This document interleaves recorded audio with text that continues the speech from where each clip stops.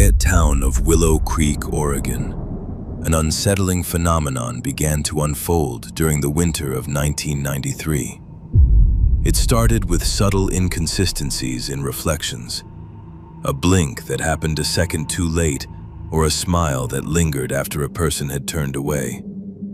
Sarah, a young woman living alone in a secluded farmhouse, was the first to document these anomalies using her father's old camcorder. She noticed that her reflection seemed to have its own agency, watching her when she wasn't looking. The air in her house felt heavy, as if it were being occupied by an invisible twin.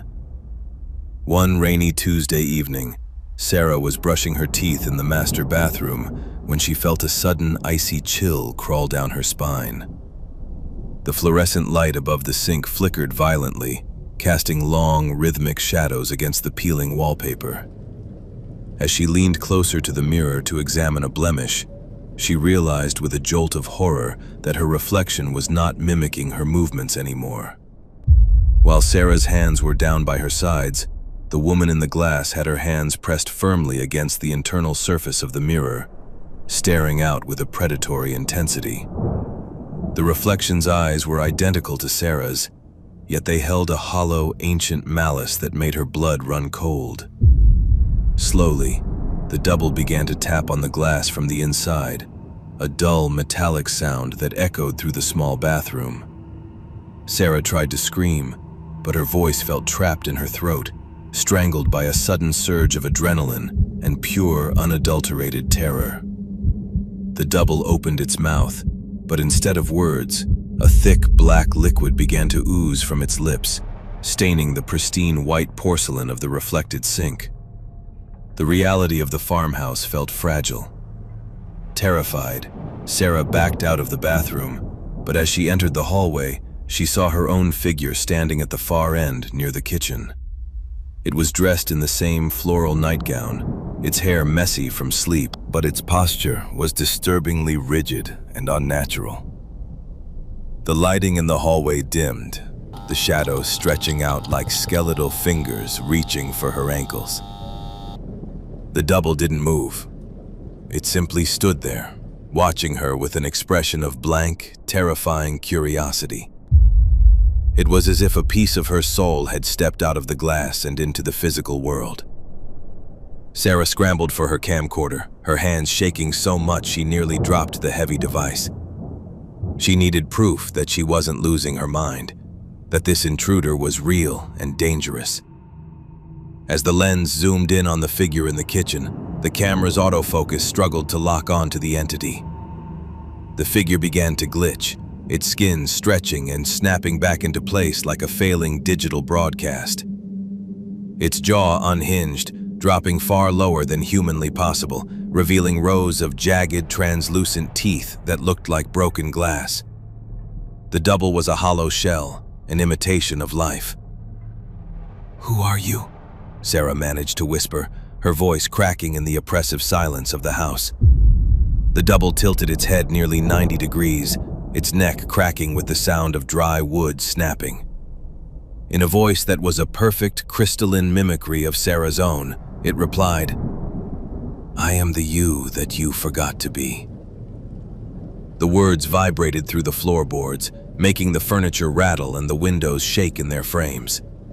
The double began to walk toward her, its movements jerky and stuttered, like a film reel skipping frames. Every step it took felt like a heartbeat. Panic surged through Sarah as she realized the front door was locked from the outside. The house had become a trap, a stage for a twisted performance where she was the only audience member and the victim. She retreated into the living room, tripping over a rug and falling onto the cold hardwood floor. The double was now in the doorway, its eyes fixed on her with a gaze that felt like a physical weight. It wasn't just copying her looks, it was slowly draining the color and warmth from her own body, feeding on her very existence. Outside, the storm intensified, the wind howling through the cracks in the walls like a chorus of tormented souls. The lightning flashes revealed the double's true nature. It had no shadow of its own, only a dark void where its silhouette should have been.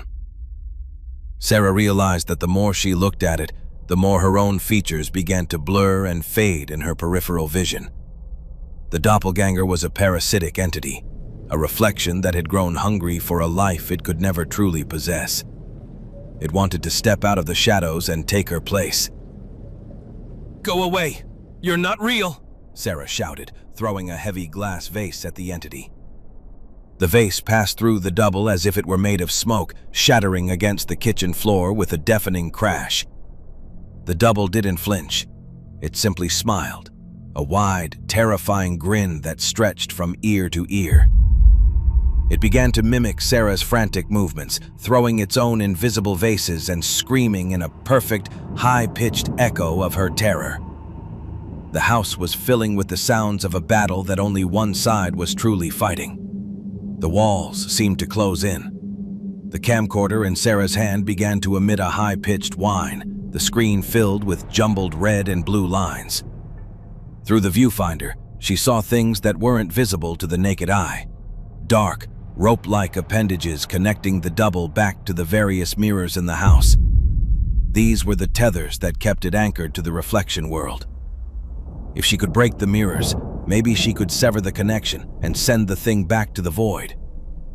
She grabbed a heavy fire poker from the fireplace, her knuckles white with desperation and a newfound survivalist rage.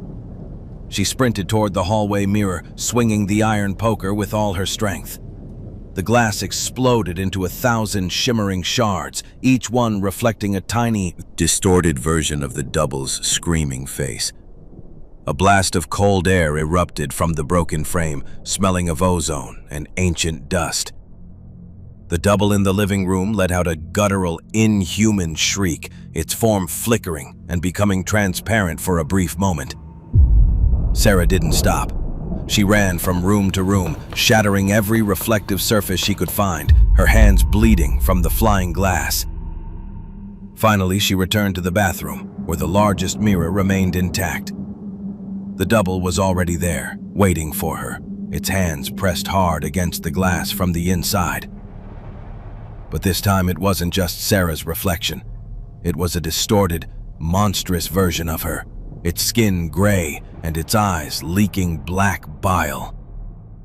The glass began to crack on its own, a spiderweb of fractures spreading from the center where the double's forehead touched the surface. "We are one now," the double whispered, the sound coming from inside Sarah's own head, loud and clear. With a final, desperate roar, Sarah swung the poker at the bathroom mirror. As the glass shattered, the world seemed to turn inside out. She felt a sickening sensation of being pulled through a narrow straw, her body stretching and compressing in ways that defied physics. The bright bathroom light vanished, replaced by a dim, monochromatic version of her own house. She looked at her hands and saw they were translucent, like frosted glass. She turned around to see her own body standing on the other side of the broken mirror, looking confused and holding a fire poker. The entity had successfully swapped places with her. Sarah was now trapped in the reflection world, a realm of silent shadows and reversed labels. She watched through the broken shards as the double, now looking perfectly human and warm, wiped the blood from its hands and straightened its nightgown.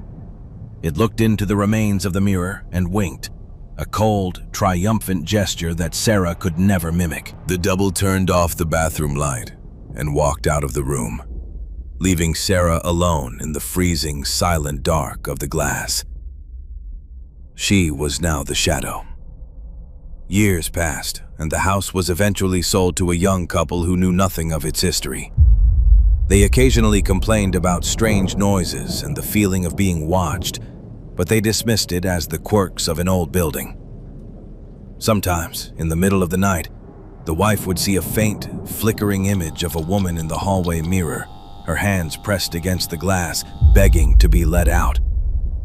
But the reflection never spoke, and it never blinked. Sarah was still there, waiting for someone to look long enough to trade places once again.